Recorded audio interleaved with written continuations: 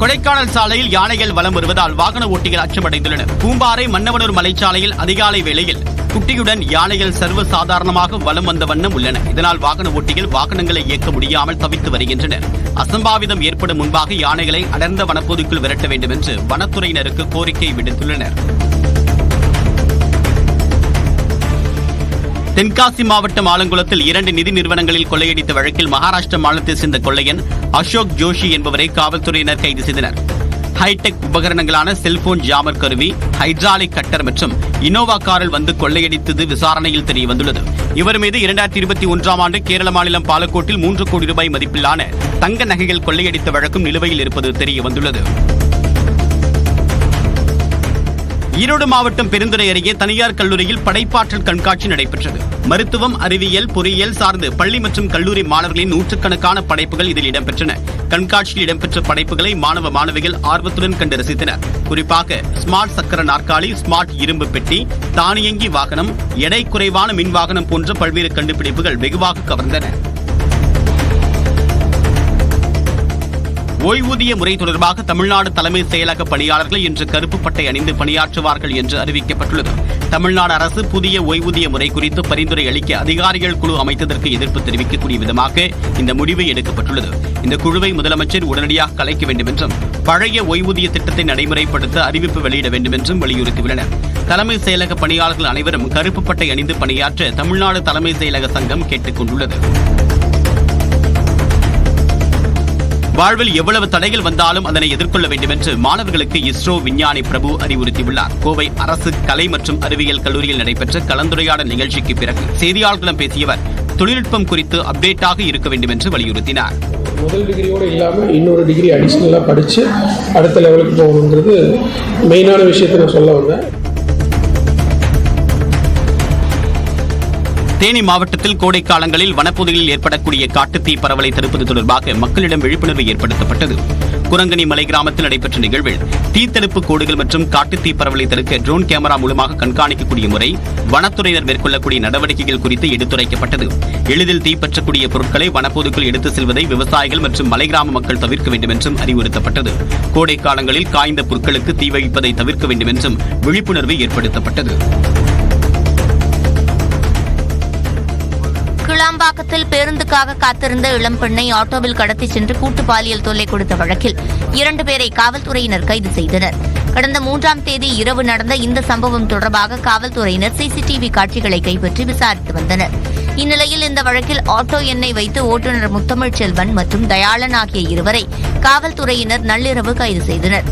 தொடர்ந்து அவர்களை ரகசிய இடத்தில் வைத்து விசாரித்து வருகின்றனர். 2014ஆம் ஆண்டுடன் ஒப்பிடுகையில் தற்போது மொபைல் போன் கட்டணம் 94% குறைந்திருப்பதாக மத்திய தகவல் தொடர்புத்துறை அமைச்சர் ஜோதிராதித்ய சிந்தியா தெரிவித்துள்ளார். மொபைல் போன் கட்டணம் குறித்து நாடாளுமன்றத்தில் எதிர்க்கட்சியில் எழுப்பிய கேள்விக்கு அவர் பதிலளித்துள்ளார். நாட்டில் 2014ஆம் ஆண்டு 90 கோடி ரூபாய் மொபைல் போன் சந்தாதாரர்கள் இருந்ததாகவும் தற்போது அது 116 கோடியாக உயர்ந்திருப்பதாகவும் தெரிவிக்கப்பட்டது. அதேபோல 2014ஆம் ஆண்டு 25 கோடி சந்தாதாரர்கள் மட்டுமே இணைய சேவையை பயன்படுத்திய நிலையில் தற்போது அது சுமார் 97 கோடியாக உயர்ந்திருப்பதாகவும் தெரிவிக்கப்பட்டது. கேரள மாநிலம் கல்லூரில் ஜவஹர்லால் நேரு சர்வதேச மைதானம் அருகே உள்ள கஃபேவில் ஸ்டீமர் வெடித்த விபத்தில் ஒருவர் உயிரிழந்தார். ஐடெலி கஃபேவில் தண்ணீரை கொதிக்க வைக்க பயன்படுத்தப்படும் நீராவி கொதிகலன் வெடித்து தரைத்தளத்தில் தீ விபத்து ஏற்பட்டது. பலத்த வெடிச்சத்தத்தை கேட்டதும் வாடிக்கையாளர்கள் அங்கிருந்து வெளியேறினர். கொதிகலன் அருகே பணி செய்து கொண்டிருந்த புலம்பெயர் தொழிலாளியான சுமித் பலத்த தீக்காயங்களுடன் நிகழ்விடத்திலேயே உயிரிழந்தார். படுகாயமடைந்த மற்ற 4 ஊழியர்களுக்கு மருத்துவமனையில் சிகிச்சை அளிக்கப்படுகிறது. விசாரணைக்கு பிறகே விபத்திற்கான காரணத்தை கண்டறிய முடியும் என்று காவல்துறை தெரிவித்துள்ளது. ஜொமேட்டோ லிமிடெட் நிறுவனம் அதன் பெயரை எட்டர்னல் லிமிடெட் என மறுபெயரிடுவதாக அறிவித்துள்ளது. நிறுவனத்தின் வாரியத்தால் அங்கீகரிக்கப்பட்ட இந்த முடிவு உணவு விநியோகத்திற்கு அப்பாற்பட்ட ஜொமேட்டோவின் பரிணாம வளர்ச்சியை பிரதிபலிக்கிறது. பிளின்கிட், டிஸ்ட்ரிக்ட் மற்றும் ஹைப்பர் பியூர் போன்ற வணிகங்கள் இப்போது அதன் எதிர்காலத்தில் முக்கிய பங்கு வகிப்பதால் இந்த மாற்றம் மேற்கொள்ளப்பட்டுள்ளது. பங்குதாரர்களும் இந்த மாற்றத்தை ஆதரிக்குமாறு அதன் நிறுவன தலைவர் தீபிந்தர் கோயல் கேட்டுக் கொண்டுள்ளார். மகளிர் விளையாட்டுகளில் திருநங்கை விளையாட்டு வீரர்கள் பங்கேற்பதற்கு தடை விதிக்கும் நிர்வாக உத்தரவில் அமெரிக்க அதிபர் ட்ரம்ப் கையெழுத்திட்டார். அப்போது விளையாட்டு வீராங்கனைகள், ஆளுங்கட்சி எம்பிக்கள் உள்ளிட்டோர் அவரை சூழ்ந்திருந்து ஆரவாரப்படுத்தினர். We have a 10. God bless you, Mr. President. இதுகுறித்து பேசிய அதிபர் ட்ரம்ப் இந்த உத்தரவின் மூலம் பெண்கள் விளையாட்டு மீதான போர் முடிவுக்கு வந்துள்ளதாக தெரிவித்தார். அனைத்து விதமான சர்வதேச கிரிக்கெட் போட்டிகளிலும் சேர்த்து இந்திய வீரர் ரவீந்திர ஜடேஜா 600 விக்கெட்டுகளை சாய்த்துள்ளார். இங்கிலாந்திற்கு எதிரான முதல் ஒருநாள் போட்டியில் அட்டகாசமாக பந்து வீசிய ஜடேஜா 3 விக்கெட்டுகளை சாய்த்தார். இந்த நிலையில் சர்வதேச போட்டிகளில் 600 விக்கெட்டுகளை சாய்த்த ஜடேஜாவை பிசிசிஐ பாராட்டி போஸ்டரை வெளியிட்டுள்ளது. திருச்சி காந்தி மார்க்கெட் அருகே உள்ள 15 அடி நீர்த்தேக்க தொட்டியில் மனித கழிவு கலக்கப்பட்டதாக புகார் எழுந்ததால் பரபரப்பு ஏற்பட்டது. மாநகராட்சியின் 20வது வார்டுக்குட்பட்ட வடக்கு தையல்கார தெருவில் புற தேவைகளுக்காக 15 அடி நீர்த்தேக்க தொட்டி கட்டப்பட்டுள்ளது. இந்த தொட்டியின் மேல் பிளாஸ்டிக் கவரில் மனித கழிவு இருந்ததாக அப்பகுதி மக்கள் புகார் தெரிவித்தனர். இதையடுத்து கவுன்சிலர் மற்றும் மாநகராட்சி அதிகாரிகள் நேரில் வந்து தொட்டியை சுத்தம் செய்தனர். ஆனால் நீர்த்தேக்க தொட்டியின் மேல் கிடந்தது மனித கழிவு அல்ல என்றும் குப்பை கழிவு என்றும் திருச்சி மாநகராட்சி ஆணையர் சரவணன் விளக்கம் அளித்துள்ளார். நீலகிரி மாவட்டம் கெத்தை மலைப்பாதையில் அரசு பேருந்தை வழிமறித்து நின்ற யானை கூட்டத்தால் பயணிகள் அச்சமடைந்தனர். கெத்தை மலைப்பாதையில் யானைகளின் நடமாட்டத்தால் அடிக்கடி போக்குவரத்து பாதிப்பு ஏற்படுவது வழக்கமாக உள்ளது. அந்த வகையில் புதன்கிழமை இரவு 2 குட்டிகளுடன் யானை கூட்டம் ஒன்று சாலையின் நடுவே நின்றது. இதனால் கோவையில் இருந்து மஞ்சூரை நோக்கி சென்ற அரசு பேருந்து பாதி வழியிலேயே நிறுத்தப்பட்டது. பின்னர் பேருந்தின் முகப்பு விளக்கு வெளிச்சத்தை பார்த்த யானைகள் மெதுவாக சாலை ஓரத்திற்கு சென்றன. அதைத் தொடர்ந்து பேருந்து மஞ்சூருக்கு வந்தது.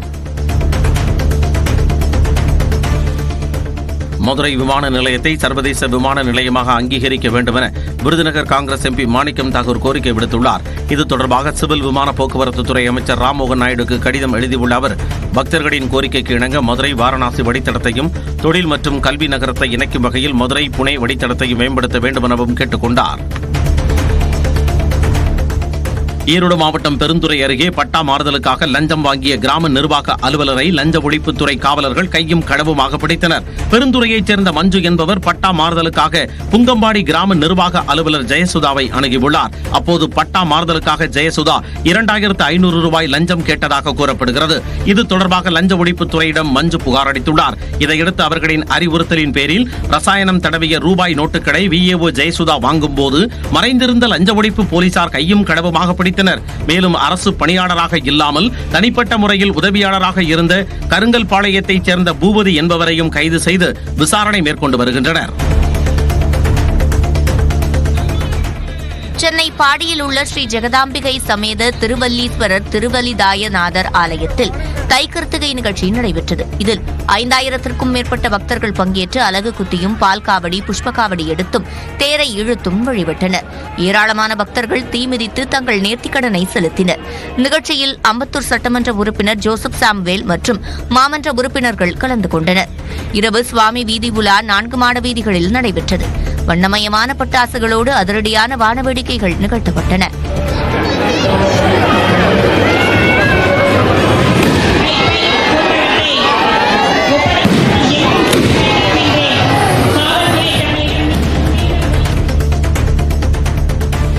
திருத்தணியில் உள்ள அரசினர் பிற்படுத்தப்பட்டோர் விடுதியில் மாணவர்களை சமையல் செய்யும் வீடியோ காட்சிகள் தான் இவை.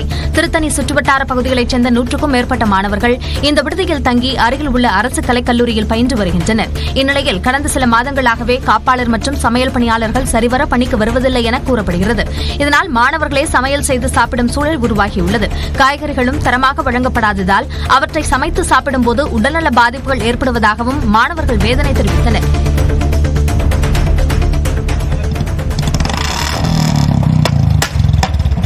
புதுக்கோட்டையில் விடாமுயற்சி படத்தை பார்க்க அதிக ஒலி எழுப்பும் சைலன்சர் பொருத்திய பைக்கில் வந்த ரசிகருக்கு போக்குவரத்து காவலர்கள் அபராதம் விதித்தனர். பொதுமக்களுக்கு இடையூறாக புல்லட் பைக்கில் வந்த இருவரை திரையரங்க வளாகத்தில் தடுத்து நிறுத்திய போலீசார் ஒரிஜினல் சைலன்சரை கொண்டு வரச் செய்து அதை மெக்கானிக் மூலம் மாற்றினர். மேலும் ஹெல்மெட் மற்றும் லைசென்ஸ் இல்லாமல் வாகனம் ஓட்டியது பொதுமக்களுக்கு இடையூறு செய்தது போன்ற காரணங்களுக்காக பைக்கின் உரிமையாளர் முனுசாமிக்கு 4000 ரூபாய் அபராதம் விதித்து எச்சரித்து அனுப்பினர்.